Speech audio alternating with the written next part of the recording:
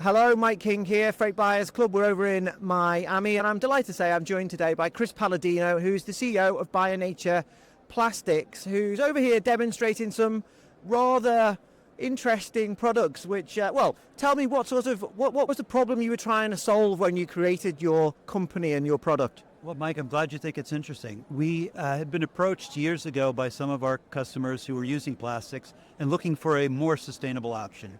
You know, we all recognize that plastics have challenges.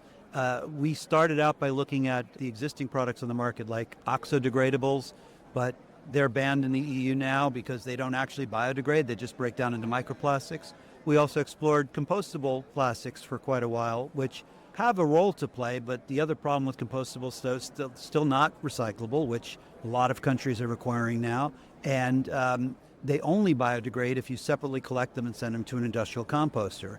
So we saw an opportunity to develop what turned out to be BioNature Plastics. It's the only plastic that is still 100% recyclable where it's collected. So if you bale your films and send it to a recycler, send it off with your regular customer. But if it winds up in a landfill, it will over time biodegrade. And can you just explain briefly, how is it different to other plastics? What's the different process that's involved? Absolutely. So our plastic is still 99% polyethylene, regular plastic. All right. We then created a proprietary organic polymer that we add to the plastic during the melt process. And as it's extruded into the different films, it does three things. One, already mentioned, it allows it still to be recycled, which is critical in a lot of areas. Two, it does make the plastic a little stronger, so we can make your films thinner and you use less plastic. But then three, if it goes into an anaerobic environment, I don't want to get too technical, but an anaerobic environment includes things like a landfill. The bacteria in that environment will be attracted by our additive. It digests, biodegrades our additive, and then secretes enzymes that cause the big plastic molecule to break down into small hydrocarbons, which the bacteria then recognize as food. Regular plastic will, over 1,000 years or so, break down into small hydrocarbons so the bacteria can digest it. We're speeding that process up multiples of times. And who in the supply chain is using this? Is this aimed at shippers? Is it aimed at forwarders? Is it aimed at carriers? Who are you targeting and who's using it already? Well, our primary customers to begin with were ground handlers and airlines, anybody that breaks down cargo and rebuilds pallets. We're now expanding into the 3PL warehousing industry, manufacturers. Really, it's targeted towards industrial plastics, anybody that's building pallets. Feel free to throw some names at me. Oh, absolutely. Some of our customers include Delta and American Airlines, AGI, WFS, Menzies, ground handlers are all using. Swissport has started using us. The advantage to anybody that's shipping products around the world is it works in any of the end use. If it's going to Germany, for example, where plastics have to be recycled, still recyclable. But if it winds up in the U.S., unfortunately, where 95% of flexible films go to a landfill, because it's anaerobically biodegradable, it will biodegrade.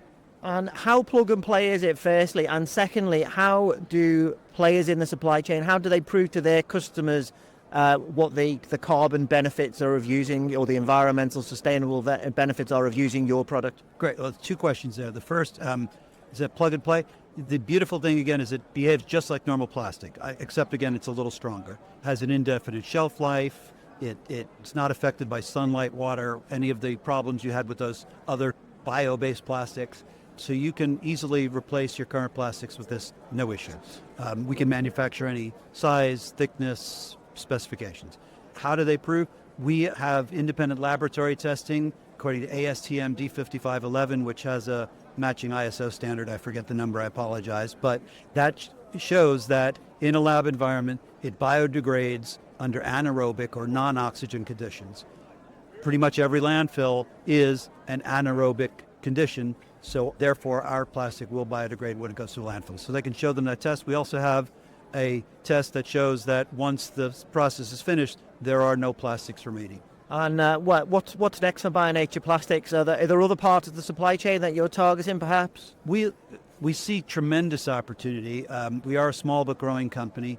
We're focused first on expanding the market for our existing plastics, like the stretch films, shrink films, but we can make bags, pallet covers, etc. We do hope over time to grow into other areas of the flexible plastics industry. Chris Palladino, thanks for joining me today on the Freight Buyers Club. Mike, thanks so much for having me.